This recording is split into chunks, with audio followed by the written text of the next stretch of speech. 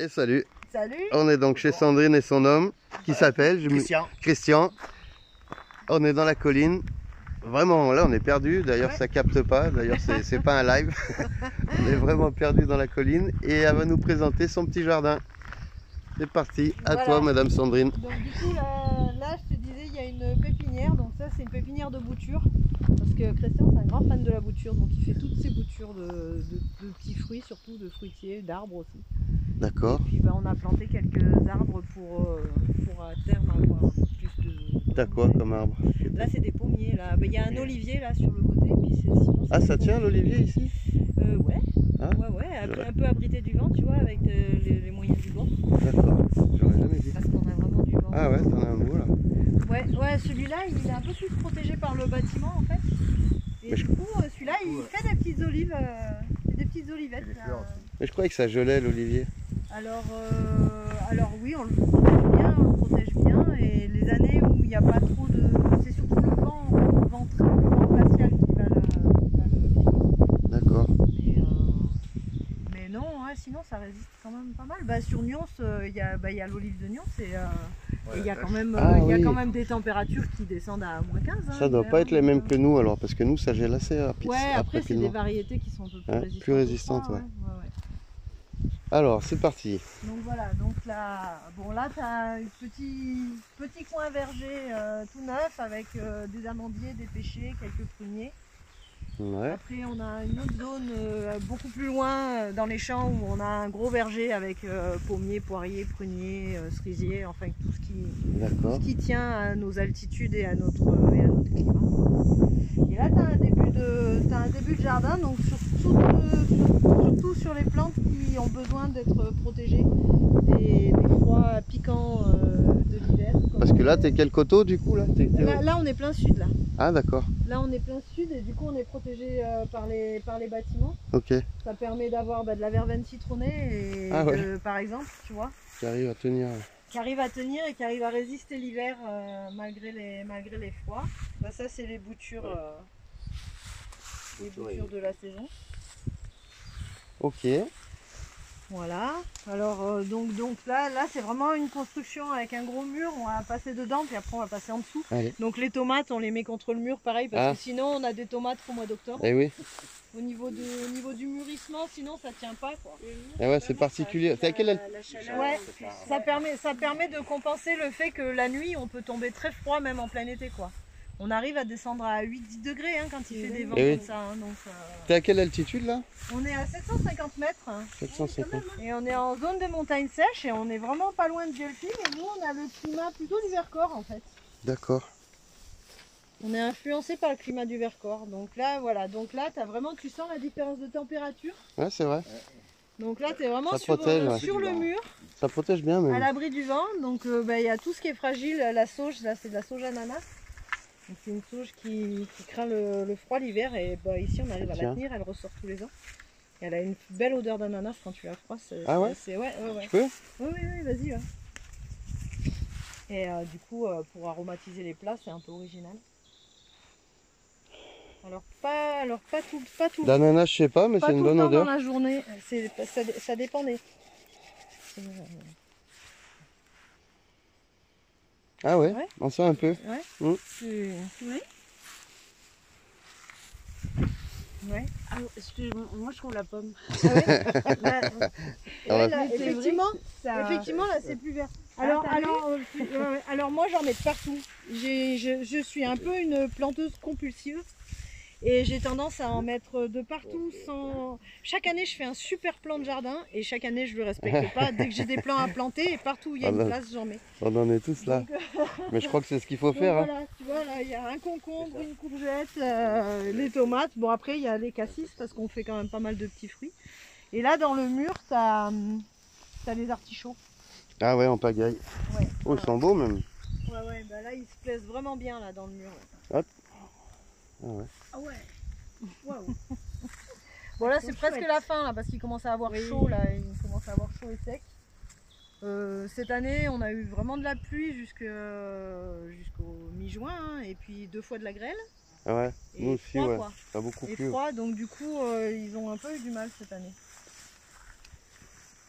Donc là, des physalis qui ressortent aussi tout seuls là. Pendant des années, j'en ai planté en me battant et j'arrivais à en avoir 4 ou 5. Et là, cette année, j'ai dit j'en plante plus parce que je les rate tout le temps. Et ça part tout seul. Et ils sont tous sortis tout seuls, ils ont explosé quoi. C'est la nature. C'est là qu'on se dit, ouais, des fois il faut pas trop forcer le truc, il faut les laisser venir en fait.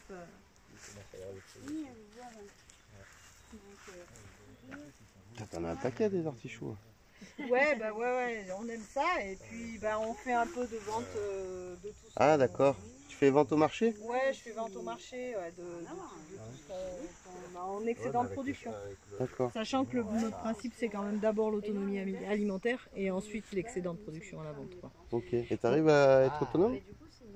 Alors pas totalement parce qu'on n'est jamais totalement autonome. Hein. L'huile, le sucre, le sel, j'achète. Mais niveau légumes, j'achète rien. Ah ouais.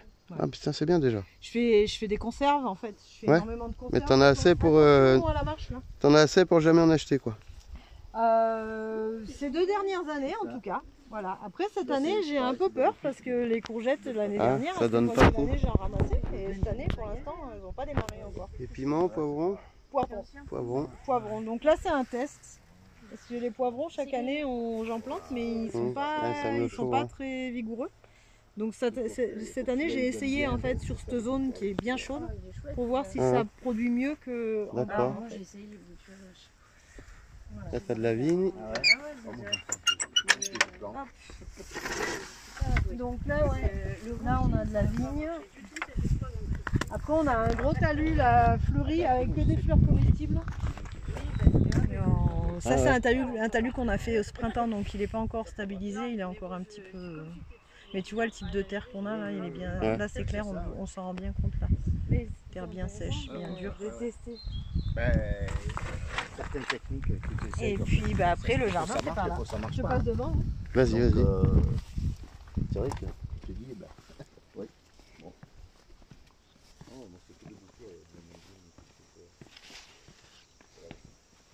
Elle a marché, ça. Ouais. Ah non. Là, pareil, petite expérimentation. Jusqu'à maintenant, je faisais pas de plantes racines parce que mon sol vraiment très très dur. Donc du coup, on n'arrivait pas à sortir des carottes et des. T'as mis de la betterave, et des betteraves, qui étaient un peu grosses. Donc là, on a vraiment fait un tas de fumier bien épais. Ah ouais. Et on essaye de voir ce que ça donne et ça a l'air de. Ça devrait le faire. Ça part bien en tout cas. Pas mal marché. Donc l'année prochaine, je pense qu'on va tripler la surface et on va pouvoir faire des carottes et des betteraves un peu plus. Donc là, tu vois encore tomates, vignes et puis pommier quoi. Un pommier pour faire un peu d'ombre à terme. Pommier qui commence à donner des pommes. Et sans parler du jardin, mais en tout, t'as combien de surface toi ici? 7 hectares. Ah ouais, 7 hectares, c'est bien. 7 hectares, c'est bien. Ça me permet de m'étaler. Alors j'essaye de pas trop m'étaler parce que comme tu le vois, en fait, je m'étale dans le parc des animaux, ce qui parfois peut être un peu compliqué quand les vaches, elles adorent que je plante des trucs dans leur parc, mais elles les mangent. Ça, c'est le coin des courges. Donc le tas de fumier. Direct sur le fumier. Direct sur le fumier, toujours, ouais. Ça marche super bien. Bah oui. Il y a pas de... Elle demande un mieux les courges. Ouais. Alors là-bas on a une petite serre mais elle sert vraiment qu'à faire les premiers semis de courges et de courgettes en fait. Donc elle sert là, elle est complètement vide, il n'y a plus rien dedans. À part quelques plants de melons, mais cette année j'ai un peu peur que j'y arrive pas. Ah ouais. L'année dernière j'ai fait des melons. L'année dernière les melons sur le tas de fumier ça a marché, mais il faisait beaucoup plus chaud que cette année. Ah ouais. Je m'excuse Christian, mais je peux pas écouter les deux. Ah bah, je te laisse faire la formation, elle me racontera. Il est en train de lui apprendre à faire des boutures. D'accord. Donc là, un petit fruit. Alors toujours pareil, avec des courges au milieu, des courges, des courgettes. C'est quoi comme petit fruit ça derrière? Ça c'est de la groseille à macro. À quoi? À macro. Je connais pas ça. Alors la groseille à macro, c'est une groseille géante. Bien attention, il y a des... T'as le jus dedans, non? Non, il n'y a pas le jus, mais on va rentrer, on va venir dedans. Et du coup, par contre, est-ce que tu la protèges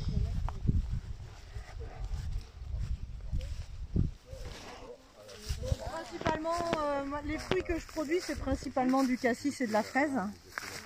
Mais ça, la groseille à macron, moi, c'est un truc d'enfance, quoi. Je veux dire, quand j'étais gamine, je vivais dans un village. Elle est balèze. En fait, ça devient très très gros. Je suis en train de t'en chercher une un peu mûre pour pas que ça pique trop. Celle-ci, non? En fait, il faut attendre qu'elle soit bien noire. Mais là, en fait, tu vois, tu la gobes par le. Ah, d'accord. Là. La peau est un peu épaisse. Elle est super épaisse, ouais. D'accord. Normalement, il faut qu'elle soit bien noire. Hein. Là, je les ai récoltées, donc elle va être un peu acide. Mais ça, pour faire des confitures, c'est top, quoi. Elle est même pas tellement acide que ça. Elle est bien. Donc, et ça devient, là où j'étais gamine, moi, dans le village où j'étais gamine, ça montait à 2 mètres de haut, quoi. Ah, d'accord. Bah, c'est drôlement bon. Du coup, pour faire des confitures, c'est top. Je t'en pique une autre. Ça, alors ça, c'est du plus cassis, petite. ça. Ah. Et il ne doit pas être très mûr, là. Il va être un peu âpre. Normalement, ça va cravacher. Exact. Voilà, donc là, bah, tu vois, groseille à macro, groseille traditionnelle, noisetier. Là, j'ai un poivrier du Sichuan.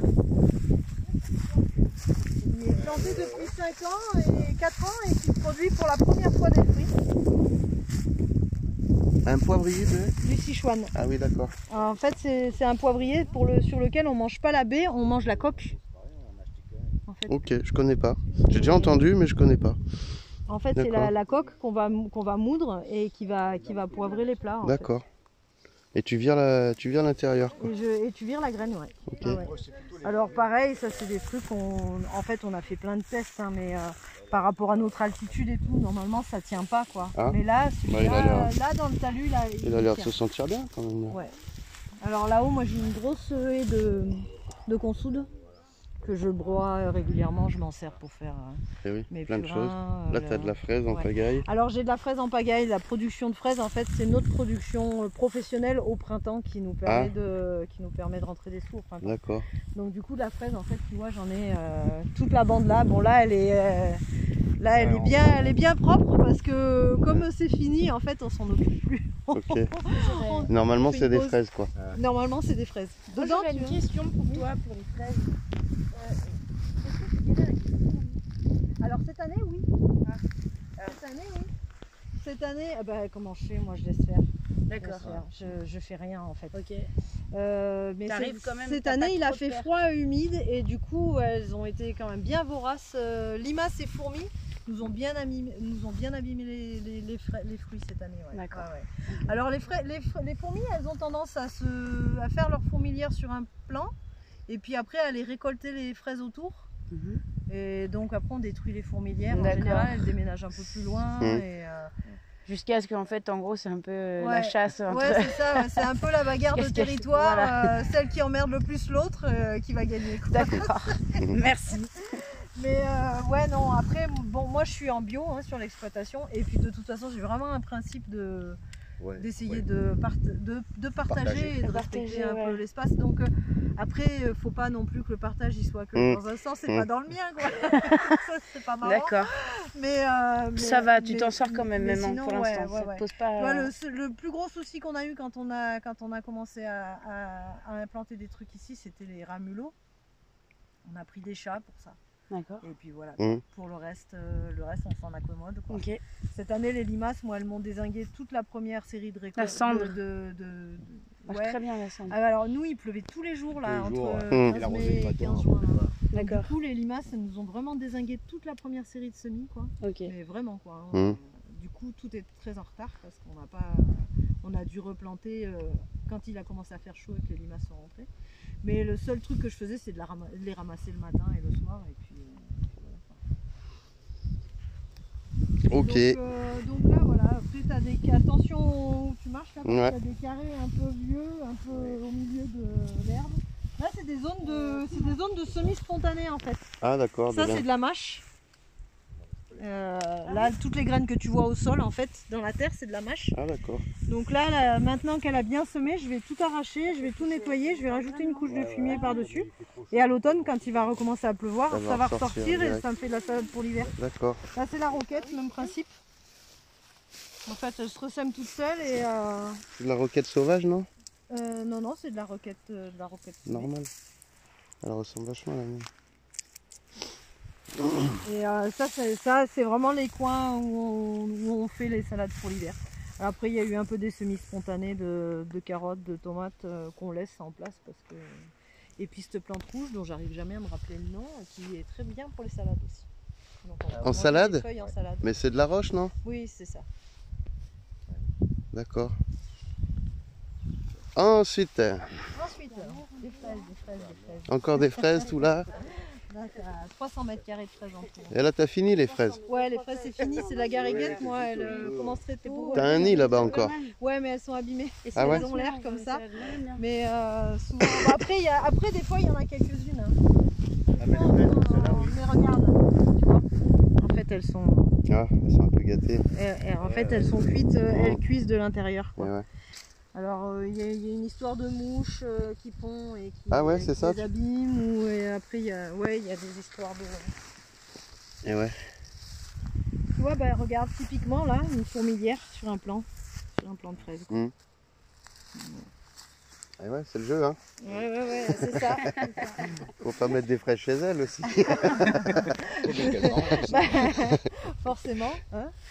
Donc là, voilà, donc tu vois, toutes ces espèces de structures en bois qu'on a posées, c'est pour éviter, comme tu peux le constater, le vent qui est très fort ici. Des petites protections, et qui a tendance à tout casser l'été.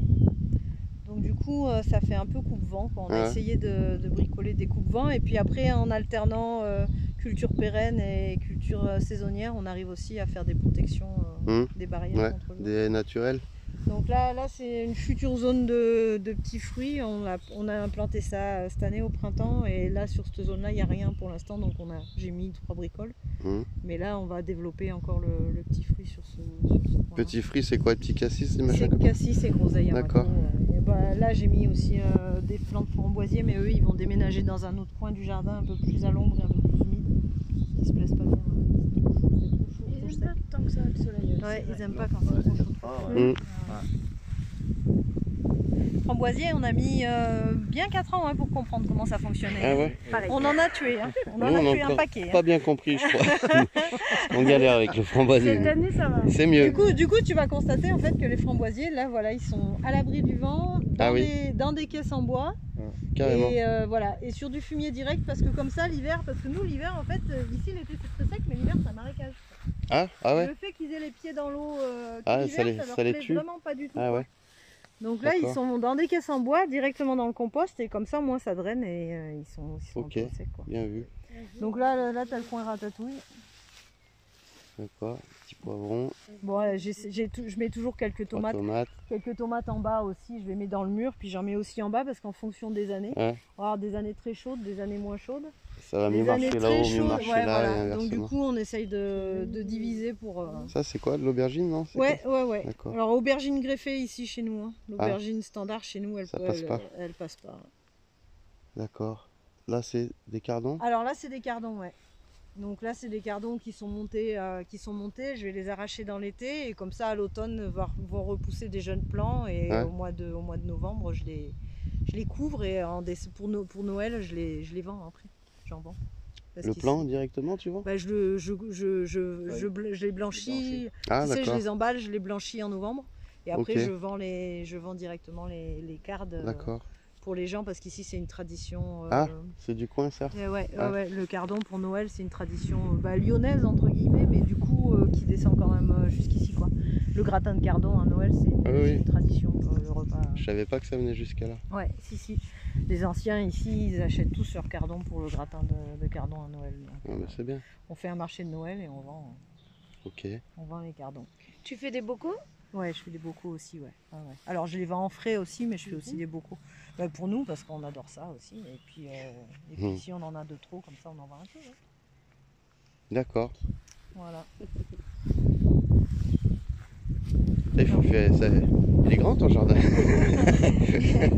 J'ai du terrain, du coup je m'étale un peu, tu vois. Un peu de maïs. Cardon à nouveau, ça c'est des blettes qui montent. Ouais, alors ça c'est les blettes qui sont montées. Ça les blettes toutes les années, en fait moi j'en fais pas l'été des blettes, j'en fais que l'hiver. Donc je les laisse monter au printemps parce que comme ça elles servent de piège à pucerons. Par contre j'ai trouvé le piège. À punaises aussi, je sais pas si tu as remarqué. Alors je sais pas pour les punaises, mais alors pour les pucerons, les premières années moi les artichauts ils étaient invendables tellement ils étaient envahis de pucerons. Maintenant que je laisse monter mes blettes, les pucerons viennent sur les blettes. Et du coup, quand les artichauts sortent, t'es tranquille. Les artichauts, ils sont tranquilles. Et en plus, derrière, en fait, tu as une armée de coccinelles qui arrivent, qui désignent tout. D'accord. Mais du coup, on n'est plus du tout embêté par les pucerons, quoi. Donc vraiment, on laisse les blettes... Bonne technique. Ouais.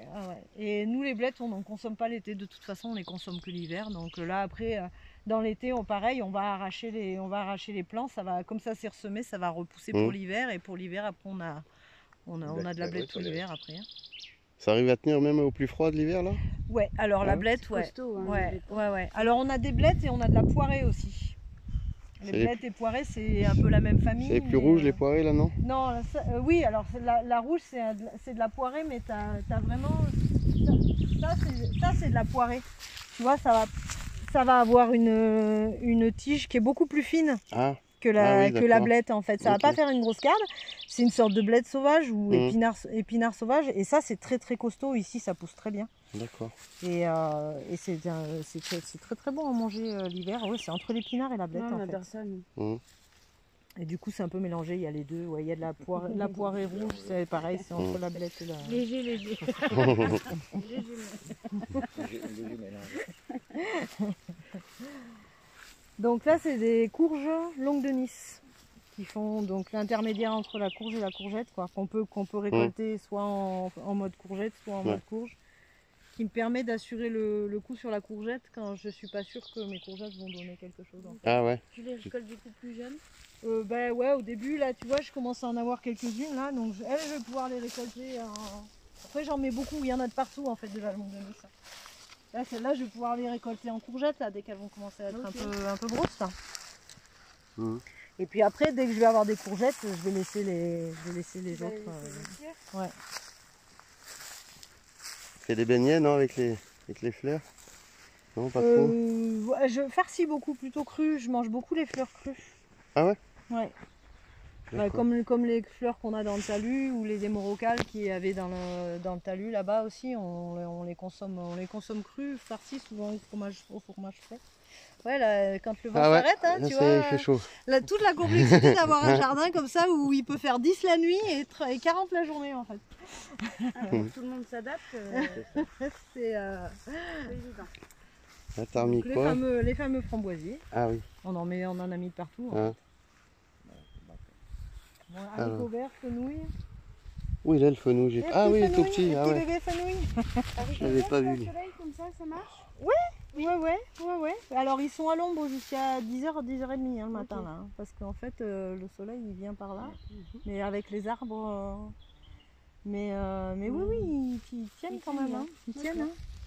Et là c'est la deuxième. En fait j'en plante tous les 15 jours. Là c'est la deuxième tournée. Ouais. C'est ceux qui vont produire dans une quinzaine de jours je pense. D'accord. Là tu fais un roulement en fait. Ouais, j'essaye de faire un roulement pour en avoir tout l'été. T'arrives à les avoir tout l'été quand même? Ils s'épuisent très vite. Ouais, il n'y a pas un moment où il fait trop chaud et ça donne plus? Ben, ça dépend un peu des périodes des années. Ça c'est des courgettes normalement. C'est des courgettes jaunes, ouais. Qu'on a réussi à faire grossir un peu celle-là. Ouais. Et bon après là tu vois la zone pommes de terre c'est une zone de semi-spontanée. C'est-à-dire que les pommes de terre elles n'étaient pas du tout prévues dans le...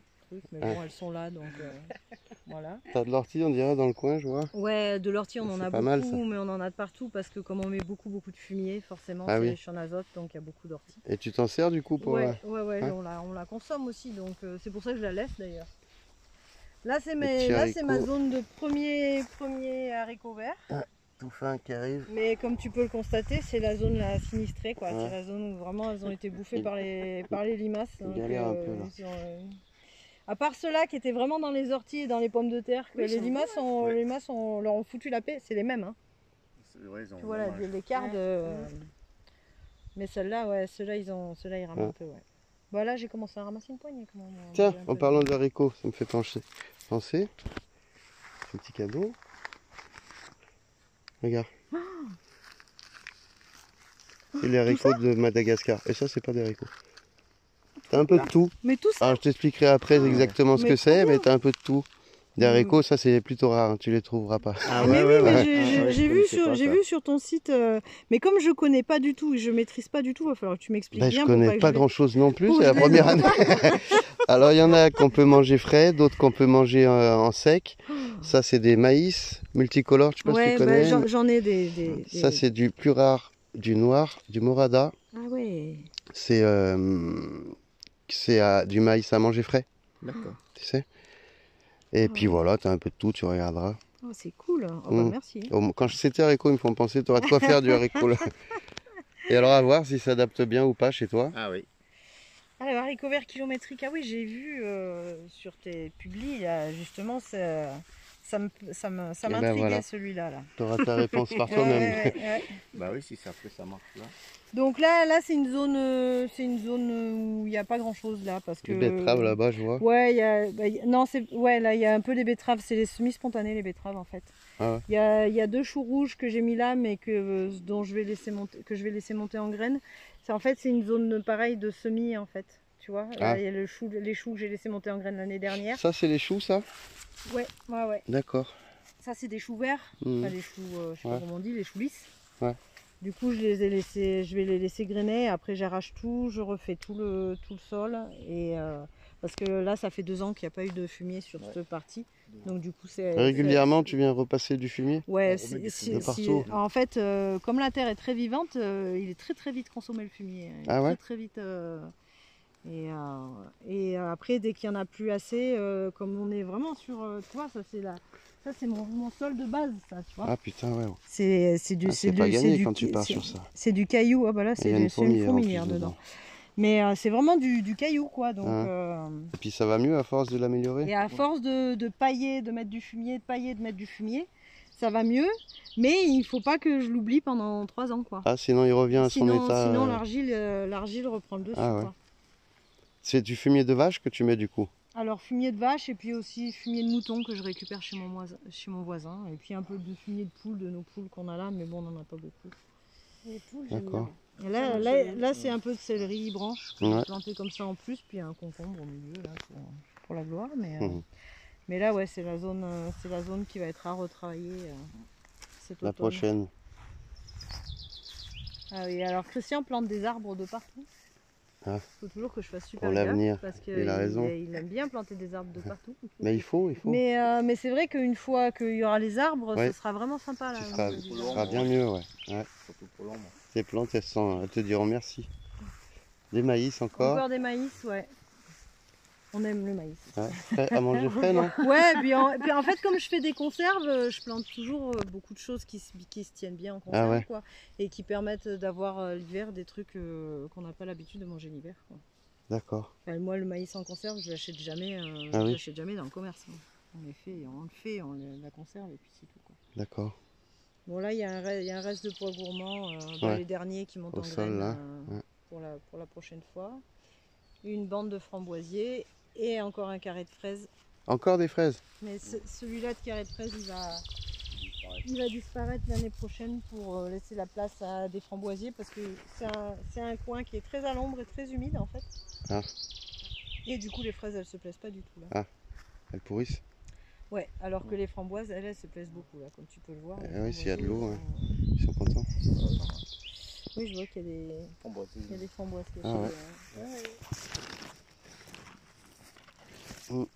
Alors comme c'est que ceux-là on les a implantés l'année dernière, donc du coup c'est que la 2e année, pour l'instant ils font pas beaucoup de fruits parce que en plus Christian les a taillés pour faire des boutures, donc du coup il m'a pas laissé beaucoup de bois de la 2e année. Il faut le surveiller en fait, il coupe toutes les branches. Il faut bien 3-4 ans pour qu'ils donnent bien les framboisiers. C'est chouette, vous êtes drôlement bien quand même là. Là tu vois, tu es sur le parc des vaches et de là on voit notre verger en fait là-bas. T'as un autre verger plus loin là-bas, tu m'as dit tout à l'heure. Voilà. Tu l'aperçois là-bas, tu vois quelques arbres là devant la. Ah oui. Attends, j'ai essayé de faire un zoom. Et là, c'est là qu'on a tout ce qui est pommier, prunier. On a même un abricotier qui donne des fruits cette année. Ça c'est exceptionnel.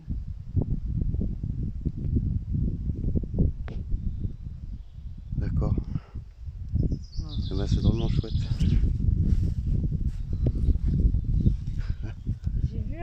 c'est dans ton fumier qu'elles poussent les curcubatacées là, Ouais. toutes, Ouais, toute la famille des courges en fait. Toute la famille des courges, à part les courgettes que je mets dans de la terre un peu plus mélangée, mais les courges, je les mets vraiment dans le fumier pur. Je me suis vraiment Elles ont aperçue l'air que c'était. toutes Ah, mais en fait, au début, bon après j'en plante aussi un peu dans le jardin, mais au début je plantais vraiment les courges avec le reste dans le jardin et j'avais 1 ou 2 courges par plant, enfin bon, c'était moyen quoi. Et puis, comme on jette nos composts un peu de partout, et on a eu des semis spontanés sur le tas de fumier, et c'est là qu'on a eu. C'est là que t'as vu et ça t'a Là, je me suis dit, mais attends, je vais continuer comme ça. je vais plus m'emmerder. J'ai plus besoin de faire un carré pour les courges, quoi. Je jette tout dans le tas de fumier. Et... Bon, là, c'est le coin des vaches. Hein. En tout cas, vous avez bien bossé quand même. Hein. Ouais, sacré boulot. Ouais, ben on est un peu, on fait un peu partie de cette catégorie de gens qui sont un peu compulsifs quand on a des graines dans la main là. Ça te démange. On a envie d'aller se planter tout de suite. Quand on a acheté ce terrain, il fallait pas nous mettre dans une jardinerie quoi. On devenait fou quoi. On faisait cramer la carte bleue en 5 minutes. Quoi, hein. Les arbres, hein. Tous les arbres qu'on a achetés, qu'on a plantés au début, c'était de la folie quoi. Bon. Mais c'est tellement bon. D'où les boutures maintenant. Pour ça, je dis, je vais faire des boutures. Là c'est un coin qui est joli au tout début du printemps parce que c'est plein d'iris. Ah ouais, on les voit là.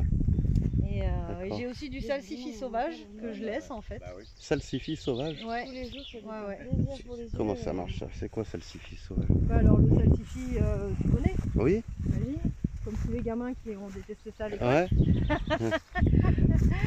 Et du coup là, tu vois, ça fait salsifis sauvage. Donc la première année, on mange là, le bouton, il a été mangé par une bestiole, ou alors il est ressemé déjà. La première année, on mange les boutons floraux. On peut consommer les boutons floraux, c'est super bon. Et la deuxième année, et ben après, on tire sur la racine. Mais alors il faut le faire, tu vois, parce que là, voilà. Et puis du coup, on consomme la racine en fait. Ok. Comme un salsifis. Et puis ça a le goût salsifis qu'on connaît. C'est du salsifis. Et le reste de la branche, tu peux en faire quelque chose? Je me suis pas. Non, c'est très laiteux. C'est très laiteux. Ouais. Hein. Je pense pas. Hein. Là, à ce stade-là, de toute façon, il n'y a plus rien qui se consomme. Enfin, si la racine, mais je veux dire sur le bouton floral et tout ça. Y a plus rien qui se consomme. Mais quand elles sortent au printemps, ça sort tôt, donc ça permet d'avoir vraiment un légume très tôt dans la saison. Et les boutons floraux, Et voilà. On dirait, non? Oui. Je crois qu'on a. En fait, la première chose, moi, j'étais pas jardinière. Je suis pas jardinière à la base. Mais par contre, ce que j'ai reçu comme héritage de mes grands-parents, c'est la cueillette sauvage. Donc tout ce qui pousse dans la nature et qui est comestible. Et ça, du coup, les fleurs en font partie, quoi. Elles font vraiment partie de ça. Et du coup, c'est quelque chose sur lequel je me suis formée encore plus parce que j'adore ça. Et ce que je trouve important, avant même de faire pousser un jardin, pour n'importe qui n'a pas les compétences, c'est d'aller autour de soi voir ce qui pousse naturellement dans les bois et ce qui se mange. Quoi. Eh oui. Parce qu'il y a vraiment de quoi faire. Il y a déjà de quoi faire, ouais. Et t'apprends énormément. Ouais. Oui, et alors c'est très important par contre de se former et d'être toujours très sûr de ce qu'on ramasse parce que c'est très très dangereux. Oui. Il y a aussi des intoxications. Faut pas bouffer n'importe quoi, c'est sûr. Ouais. Bon. Mais oui, une fois formé ou une fois sûr de, ne serait-ce que le pissenlit en salade, enfin la base quoi. Bon, le pissenlit, tu peux pas trop te tromper encore. Ouais, non, mais c'est ça, c'est une base, assez simple. Ou même ce qui est confondable, c'est dangereux quoi. Donc, mais là dans les haies, là il y a énormément de comestibles, il y a énormément de choses qui se mangent. D'accord. Voilà, on le voit pas, mais il y a beaucoup de mûres, après il y a beaucoup d'aubépines. Ok. Ah, ça c'est un figuier que tu tentes là? Oui, non? Ouais, mais on en a quelques-uns des figuiers. Ah ouais. Ouais. On en a quelques-uns des figuiers et Ça Ça te sert de l'ombre, ça aussi, c'est bien. C'est ça. Ouais. Tu mets des endroits où. Bah là, on a planté aussi des bébés cassis. Là, on les voit pas, ils sont tout petits, mais là, À chaque, il y a des bâtons. à chaque c'est des piquet. cassis, là. C'est des boutures. D'accord. Bon, ben voilà, je crois qu'on a fini le tour de ton petit jardin. On a fini le tour de mon Enfin, petit petit. On a marché un moment quand même. Mais ouais, c'est cool. Vous êtes drôlement bien. Le jardin donne pas mal. Enfin, c'est encore un peu tôt là. Ouais. Mais Ouais, il est bien parti, voilà, on dirait. Pour la saison, enfin pour nous, c'est vraiment le début de la saison. Il devrait donner pas mal. Et puis voilà. Eh ben merci bien Merci à vous deux. Merci à vous Et d'être puis venus. vous avez envoyé des photos ou des vidéos de l'avenir du jardin sur le groupe. On voit un peu comment ça se passe. Et puis merci bien de nous avoir reçus. C'est très gentil. Gentil. Allez, ciao tout le monde. Salut. À plus.